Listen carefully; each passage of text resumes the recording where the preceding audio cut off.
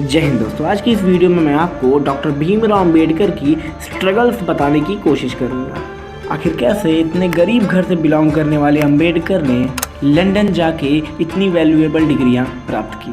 Video काफ़ी informative होने वाली है दोस्तों, बस लास्ट तक ज़रूर देखना और लाइक शेयर सब्सक्राइब करना मत भूलना। तो शुरू करते हैं।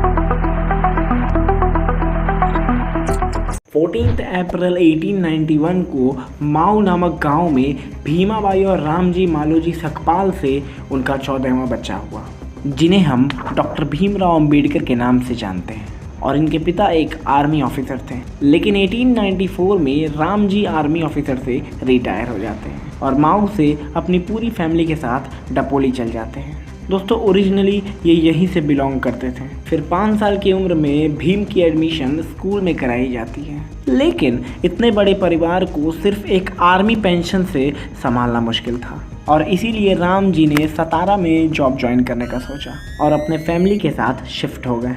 लेकिन जैसे जैसे भीमराव बड़े हो रहे थे उनके लिए मुश्किलें बढ़ रही थी। अब 20 दिसंबर 1819 को भीमाबाई की मृत्यु हो जाती है। दोस्तों समय बीतता गया और अब भीमराव जी को अनटचेबिलिटी महसूस हो रही थी। छोटी उम्र से ही भीमराव और उनकी फैमिली के साथ अलग तरह का व्यवहार किया जाता था। जैसे स्कूल में उन्हें सारे स्टूडेंट से दूर एक चटाई पर बैठना पड़ता था, क्योंकि उस समय लोगों को ऐसा लगता था कि भीमराव उन्हें पॉल्यूट कर देंगे। साथ ही साथ भीम हर अर्जुन को एक कृष्ण जरूर मिलते हैं। कुछ ऐसा ही हुआ यहाँ पर। भीमराव के स्कूल में एक टीचर थे जो अपर कास्ट का होने के बावजूद वो भीमराव की काबिलियत को काफ़ी पसंद करते थे, जिन्हें हम कृष्णाजी केशव अंबेडकर के नाम से जानते हैं। और इन्होंने ही भीमराव अंबादावेकर का लास्ट नेम खुद के सरनेम अंबेडकर से चेंज किया। और इधर राव वो अभी भी अपनी माँ को काफ़ी ज़्यादा मिस कर रहे थे और इसलिए भीमराव अंबादावे से बॉम्बे भाग जाना चाहते थे। इसलिए उन्होंने अपने आंटी का पर्स चुराया, लेकिन उसमें भी केवल 1 रुपये ही था और यहीं पे उन्होंने ठान लिया कि अब वो खूब मेहनत से पढ़ेंगे। कुछ समय बीतने के बाद भीम के टीचर ने उनके पिता से कहा कि वो भीम को अच्छी शिक्षा दें और इसलिए राम जी अपने पूरे परिवार के साथ शिफ्ट हो जाते हैं बॉम्बे। वहाँ इन्हें एक झोपड़पट्टी वाले इलाके में रहना पड़ता है और अंबेडकर स्कूल से आने के बाद सो जाते हैं और रात 2 बजे से अपनी पढ़ाई शुरू करते हैं, क्योंकि दिन में उस इलाके में काफ़ी हल्ला होता था, जिससे अंबेडकर को पढ़ने में काफ़ी दिक्कतें आती थी। लेकिन इतने डेवलप्ड शहर में भी उन्हें अनटचेबिलिटी देखने को मिलती है और इतने बड़े स्कूल में पढ़ने के बावजूद भी उन्हें वहाँ अलग तरह का व्यवहार महसूस किया। जैसे भीम संस्कृत का क्लास अटेंड नहीं कर सकते थे, हालांकि आगे चलकर उन्होंने खुद से संस्कृत सीखा। इसी बीच उन्होंने मैट्रिकुलेशन एग्ज़ाम को पास किया, जो कि अपने कम्युनिटी में ऐसा करने वाले वो पहले शख्स थे। समय था 1907 और इसी साल भीमराव जी की शादी रामाबाई से कर दी जाती है और फिर उन्होंने इंटरमीडिएट का एग्ज़ाम भी पास किया, लेकिन इससे आगे राम जी सक्षम नहीं थे पढ़ाने के लिए। ऐसे में भीमराव के एक शुभचिंतक ने बड़ौदा के महाराज गायकवाड़ III के पास भीम की रिकमेंडेशन भेजी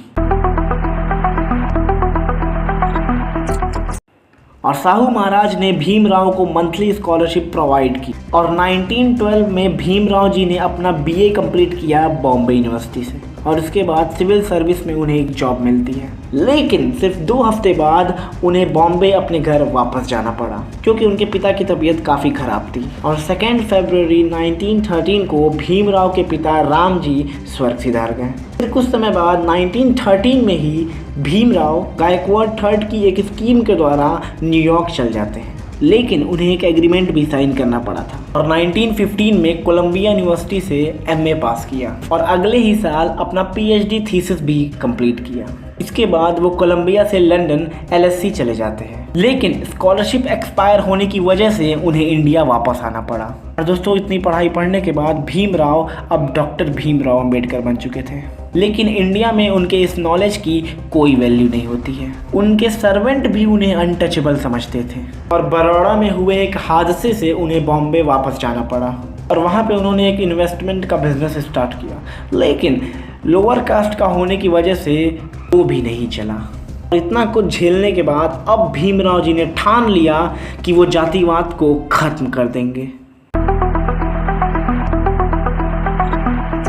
1918 में भीमराव मुंबई के सिडेनम कॉलेज में प्रोफेसर बन जाते हैं और सिर्फ अपनी नॉलेज की वजह से उन स्टूडेंट्स के बीच एक ब्रिलियंट टीचर की पहचान बना लेते हैं। और यहीं से उन्होंने एक मराठी न्यूज़पेपर मूक नायक की शुरुआत भी की, जो कि अनटचेबल्स की आवाज़ थी। और भीमराव ने इवेंट्स भी करना स्टार्ट किया क्योंकि वो हर दलित को उसका हक दिलाना चाहते थे। और अब भीमराव 1920 में लंदन वापस चल जाते हैं और LSE में अपनी स्टडी कंप्लीट करने के बाद डॉक्टरेट की डिग्री के साथ 1923 में भारत वापस आ जाते हैं। और अब भीमराव भारत के हर इंसान को शिक्षित करना चाहते थे और इसलिए 1924 में बहिष्कृत हितकारिणी सभा नाम से एक एसोसिएशन की शुरुआत की, जिसका काम हॉस्टल्स, स्कूल्स और फ्री लाइब्रेरी सेटअप करना था।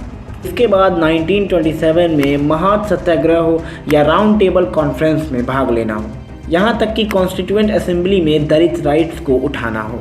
वो अब इस देश को और इस देश के लोगों को बदलना शुरू कर चुके थे। साथ ही साथ डॉक्टर भीमराव अंबेडकर जी ने BA, MA, PhD जैसी कई डिग्रियां प्राप्त की थी। जय हिंद, जय भारत।